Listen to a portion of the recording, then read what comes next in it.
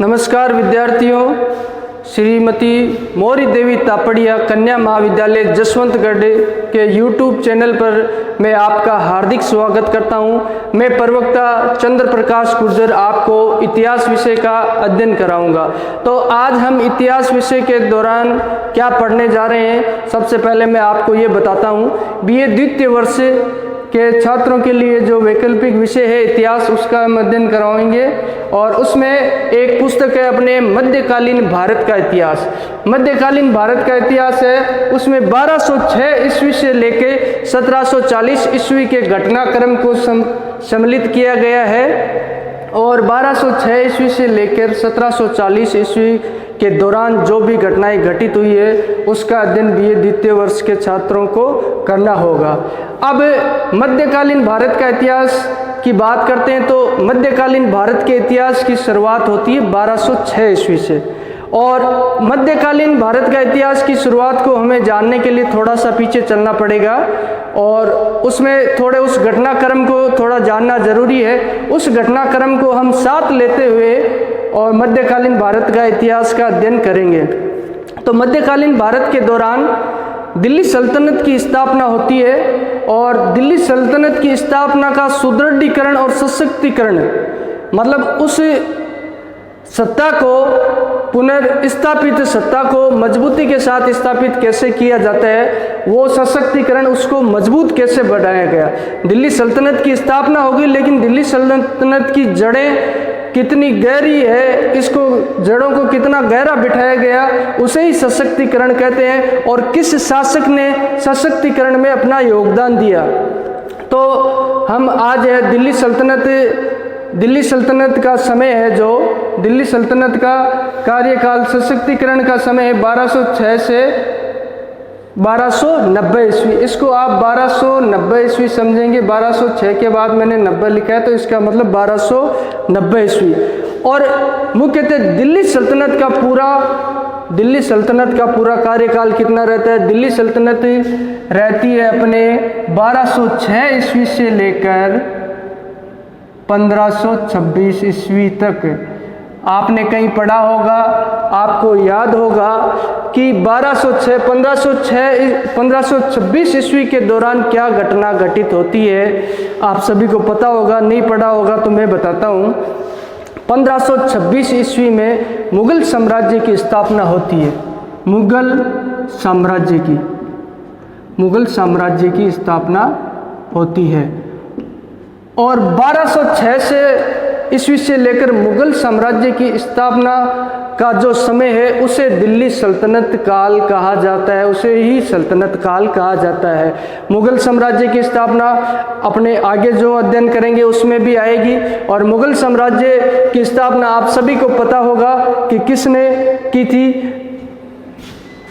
बाबर द्वारा मुगल साम्राज्य की स्थापना की गई थी। और अंतिम सल्तनत शासक जो लोधी वंश का शासक था, इब्राहिम लोधी, किसको हराकर, इब्राहिम लोधी को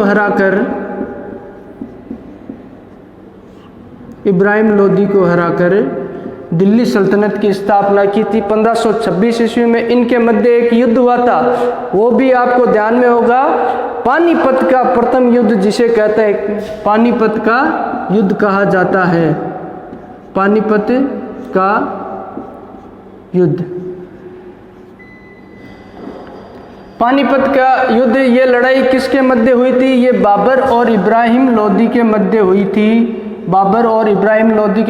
थी। इसमें इब्राहिम लोधी पराजित हुआ था और बाबर विजयी हुआ था। तो ये तो दिल्ली सल्तनत के बाद के काल की चर्चा की है। ये समझने के लिए कि दिल्ली सल्तनत का कालक्रम कितना है, ये जानने के लिए हमने ये बातें पढ़ी है। और दिल्ली सल्तनत के अंदर इनका, दिल्ली सल्तनत से बाहर ही ये माने जाएंगे। दिल्ली सल्तनत में, अब दिल्ली सल्तनत के दौरान जो उसका समय 1206 से 1526 ईस्वी, इसके दौरान कई शासक वंश हुए थे, कई वंश के शासकों ने इसमें शासन किया था। उन वंशों का मैंने यहाँ जिक्र किया है, तो इस वंशों को आपको नोट डाउन भी करना है, इसलिए मैं आपको बताता हूँ। आप देखिए इधर, गुलाम दिल्ली सल्तनत में सर्वप्रथम गुलाम वंश ने शासन किया। और गुलाम वंश ने शासन कहाँ से कहाँ तक किया? 1206 ईस्वी से 1290 ईस्वी तक। ये समझ गए, मैं आशा करता हूँ 1206 से 90। मैंने 1290 यहाँ नहीं लिखा, यहाँ 90 का मतलब ये 1290 इसको माना जाएगा। तो सर्वप्रथम गुलाम वंश के शासक ने शासन किया था। और उसके बाद में खिलजी वंश आया था। इसके शासकों ने शासन किया था 1290 से लेकर 1320 ईस्वी तक। लगभग कितने साल किया है? लगभग इसमें से आप निकालोगे तो आपको पता चल जाएगा, इन्होंने 30 वर्ष तक शासन किया है। कितने समय तक शासन किया है? 30 वर्ष तक इनका शासन काल रहा है। और इसके बाद में अगला वंश कौन आता है? अगला वंश आता है तुगलक वंश। तुगलक वंश ने शासन किया। तुगलक वंश का शासन काल बहुत लंबा रहा है, 1320 से 1414 ईस्वी तक। लगभग 100 वर्ष, सिर्फ 6 वर्ष ही कम है इनमें। सबसे लंबा शासन काल इनका देखने को मिलता है तुगलक वंश। और इसके शासकों ने, इसके दौरान इस वंश में कई शासक हुए जिन्होंने शासन किया है। उसके बाद आता है सैयद वंश। सैयद वंश 1414 से 1451 ईस्वी, 1451 ईस्वी तक इसका कार्यकाल रहता है। सल्तनत पर इन्होंने शासन किया, ये इनका समय रहता है सैयद वंश का। और अंतिम सल्तनत वंश जो थे, अंतिम सल्तनत वंश थे, उसमें 1451 से 1526 तक शासन किया था। और लोधी वंश, और हमने बात की थी इब्राहिम लोधी। आपको दिखाई दे रहा होगा, मैंने यहाँ नाम लिख रखा है इब्राहिम लोधी, जो अंतिम सल्तनत शासक था। और सल्तनत को समाप्त कर दिया था बाबर ने, जो गजनी से आया था, गजनी का शासक था। और इसने मुगल साम्राज्य की भारत पर नींव रखी। और मुगल साम्राज्य ने भारत में कई वर्षों तक शासन किया है, जो सल्तनत के काल के बाद में हम अध्ययन करेंगे, चर्चा करेंगे। अब बात करते हैं कि सल्तनत काल की शुरुआत कब हुई, कैसी परिस्थितियां रही और किन परिस्थितियों में दूसरे आक्रामकों को मौका मिला और उन्होंने यहाँ आकर अपना शासन स्थापित किया। और उसके दौरान भारतवर्ष पर किसका शासन था, ये चीज़ें भी हमको जाननी चाहिए। तो हम बात करते हैं, एक नाम आपने सुना होगा, मोहम्मद गौरी। मोहम्मद गौरी एक पात्र है।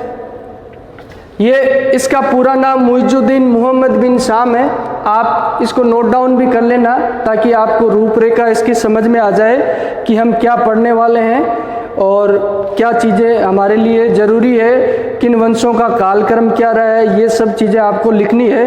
तो मोहम्मद गौरी ये गजनी का शासक था। गजनी अपने अफगानिस्तान में उत्तर पश्चिमोत्तर, यहाँ हमने ये भारत का मैप बनाया है ताकि आपको समझने में आसानी हो, इसलिए ये मैप बनाया है। अब ये यहाँ पे तो आ गया पाकिस्तान, अपने पाकिस्तान आ गया। और ये है अफगानिस्तान। कौन सा है? अफगानिस्तान। और यहाँ के पश्चिमोत्तर में इसका शासन था मोहम्मद गौरी का। मोहम्मद गौरी यहाँ से चलता है, मैं शॉर्ट में लिख रहा हूँ इसको MG, और इसका तात्पर्य आप समझोगे मोहम्मद गौरी। मैंने यहाँ जिक्र किया है मोहम्मद गौरी का। मोहम्मद गौरी यहाँ से चलता है और ये शुरुआत करता है। इसने दिल्ली सल्तनत की स्थापना नहीं की, लेकिन इसने भारत में तुर्क शासन की स्थापना की थी। और तुर्क शासन का वास्तविक संस्थापक अपन आगे पढ़ेंगे कि वास्तविक संस्थापक किसे माना जाता है। अब बात करते हैं मोहम्मद गौरी की। ये किरदार है, ये किरदार, इस किरदार को जानना जरूरी होगा सल्तनत काल को पढ़ने से पहले। तो और ये किरदार कई बार चर्चा में रहता है, आप सब लोग भी इससे रूबरू हुए होंगे और आज हम इसकी चर्चा कर रहे हैं। मोहम्मद गौरी, जिसका पूरा नाम है मुइजुद्दीन मोहम्मद बिन शाम, और ये अफगानिस्तान के पश्चिमोत्तर में शासन करता था। और इसकी लालसा बड़ी, इसने सुना था कई बार कि हिंदुस्तान एक सोने की चिड़िया है और विदेशी आक्रांतों का यही मतलब रहता था कि ये यहाँ लूट खसोट करने के लिए आते थे। हमारे शासकों के पास हिंदुस्तान में धन दौलत थी तो ये धन दौलत लूटने के इरादे से यहाँ आते थे। लेकिन इसमें से कुछ लोग यहाँ स्थायी रूप से रहने लगे तो दिल्ली सल्तनत की स्थापना हुई। मोहम्मद गोरी पहली बार आक्रमण करता है, मोहम्मद गोरी पहली बार आक्रमण करता है 1178 ईस्वी। 1178 ईस्वी मोहम्मद गोरी आता है यहाँ पे, सबसे पहले आता है गुजरात। मोहम्मद गोरी कहाँ आएगा? गुजरात आएगा। यहाँ गुजरात में सोलंकी वंश के शासक मूलराज का शासन था, मूलराज द्वितीय। ये मूलराज सेकंड यहाँ शासन करता था, मूलराज सेकंड यहाँ शासन करता था। मूलराज, ये घटना कब की घटित हुई है? ये 1178 ईस्वी की बात है, 1178 ईस्वी की बात है। मोहम्मद गोरी यहाँ से चलकर यहाँ आता है लूटपाट करने के इरादे से। तो मूलराज द्वितीय और मोहम्मद गोरी के मध्य, मूलराज द्वितीय और मोहम्मद गोरी के मध्य आबू का युद्ध होता है और ये आबू का युद्ध होता है 1178 ईस्वी में, और जिसमें मूलराज द्वितीय ने मोहम्मद गोरी को पराजित किया।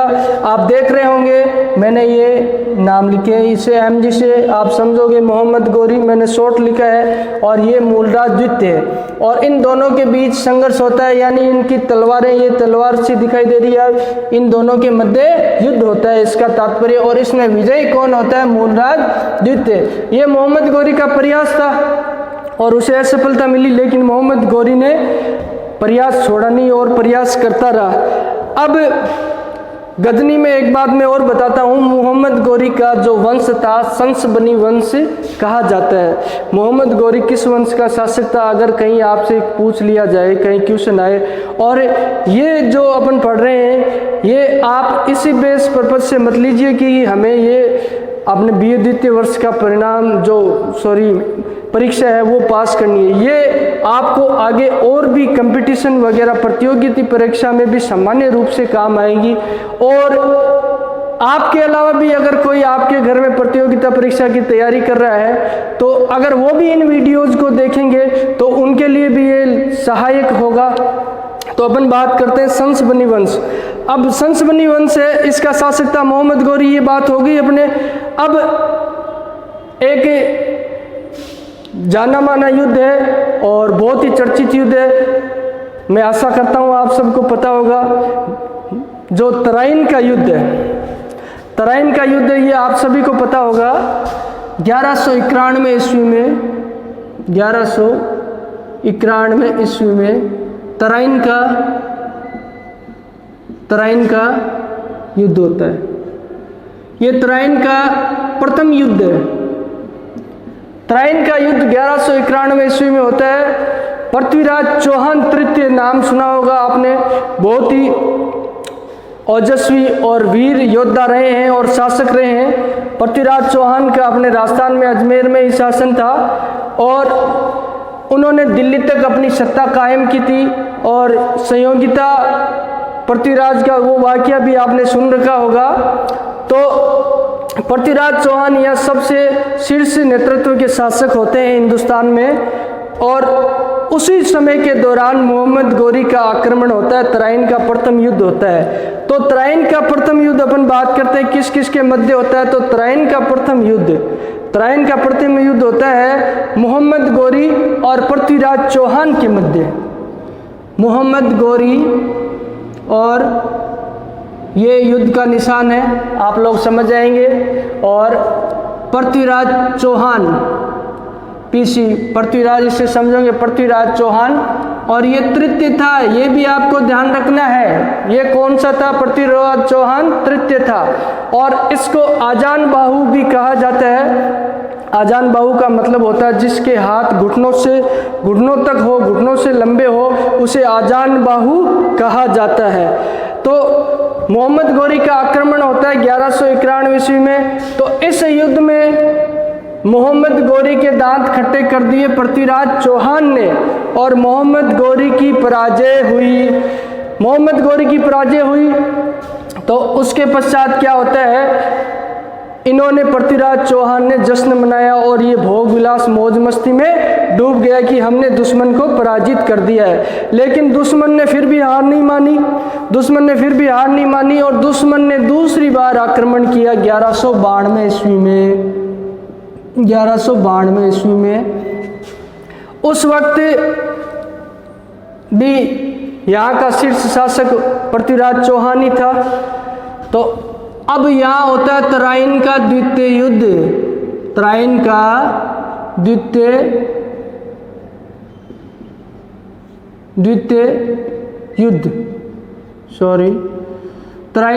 युद्ध होता है यहाँ पे।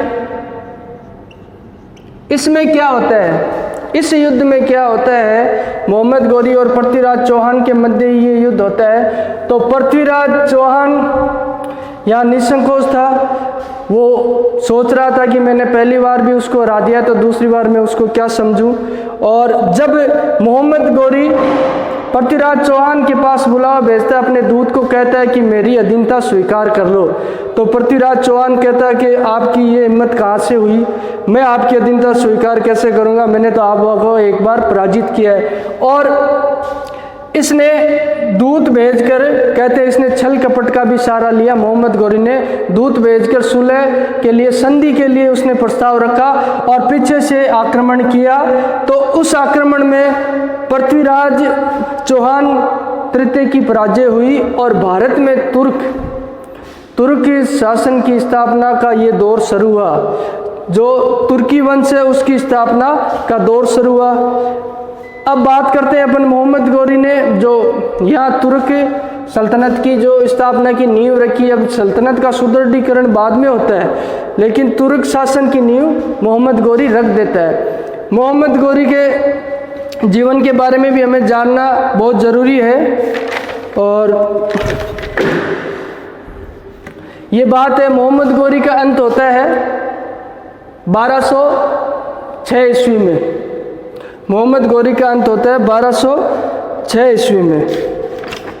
उस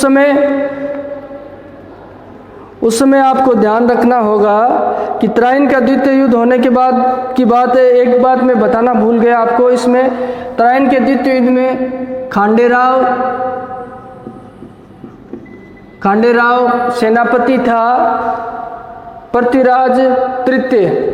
पृथ्वीराज जो चौहान तृतीय, इसका सेनापति कौन था? खांडेराव था, जिन्होंने पृथ्वीराज तृतीय के साथ संघर्ष किया था। यह दिल्ली सल्तनत का शुरुआती दौर है और दिल्ली सल्तनत की मूल रूप से स्थापना 1206 ईस्वी से 1290 ईस्वी में मानी जाती है। सुदृढ़ीकरण और दिल्ली सल्तनत का कालक्रम 1206 से 1526 ईस्वी रहता है। और कौन कौन से वंश के शासकों ने यहाँ शासन किया ये भी हमने आपको बता दिया है, इसको आप जरूर याद करेंगे। और मोहम्मद गौरी और पृथ्वीराज तृतीय के मध्य जो तराइन का प्रथम युद्ध द्वितीय युद्ध है उसका जिक्र किया है हमने। और मूलराज गुजरात का शासक था, जिनके मध्य और मोहम्मद गौरी के मध्य आबू का युद्ध हुआ था 1178 ईस्वी में। ये बातें आज हमने जानी है। और 1206 ईस्वी की बात है, इसमें क्या होता है, मोहम्मद गौरी का अंत होता है 1206 ईस्वी में सिंधु नदी के पास, कहीं सिंधु घाटी के पास 1206 ईस्वी में मोहम्मद गौरी को हिंदू जाति के खोखरी जाति के कुछ लोगों ने नमाज पढ़ते हुए मार दिया। और उसके बाद में अपन बात करते हैं, मोहम्मद गौरी के कोई भी संतान नहीं थी। तो संतान नहीं थी तो उसके जो गुलाम दास और जिसके सूबेदार थे उनको ही शासन सौंपा गया। और उसकी गद्दी पर बैठा था गजनी पे उसका भतीजा। और आगे हम चर्चा करते हैं गयासुद्दीन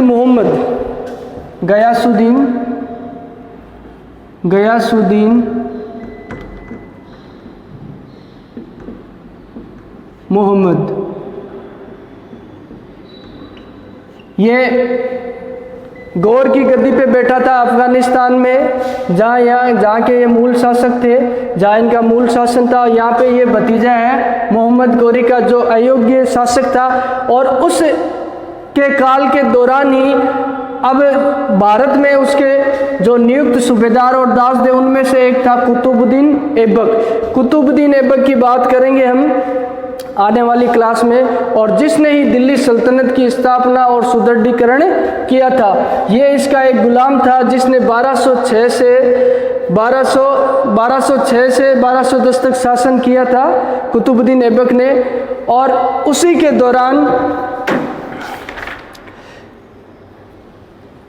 दौरान उसने दिल्ली सल्तनत को सुदृढ़ और उसका सशक्तिकरण किया और उसकी स्थापना की।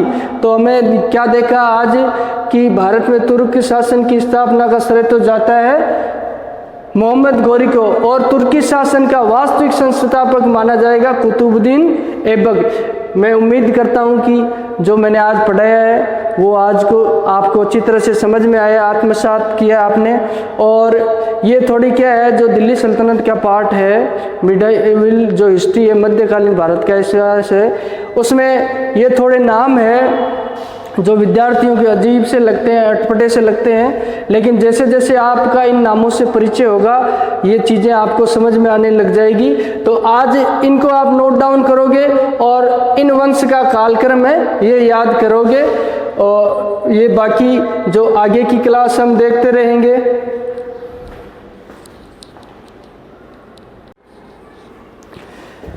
तो विद्यार्थियों, मैं उम्मीद करता हूँ जो मैंने आज आपको पढ़ाया है वो अच्छे से आपको समझ में आया। किसी तरह की आपको समस्या हो या आप अपने सुझाव है जो कमेंट्स के ज़रिए दे सकते हैं। तो आप इस YouTube चैनल को ज़्यादा से ज़्यादा सब्सक्राइब कीजिए और लाइक शेयर कीजिए। अपने जो भी और विद्यार्थी हैं जो प्रतियोगिता परीक्षा की तैयारी कर रहे हैं और आपके जान पहचान के, उनको भी आप बताइए, लिंक शेयर कीजिए। बहुत बहुत धन्यवाद।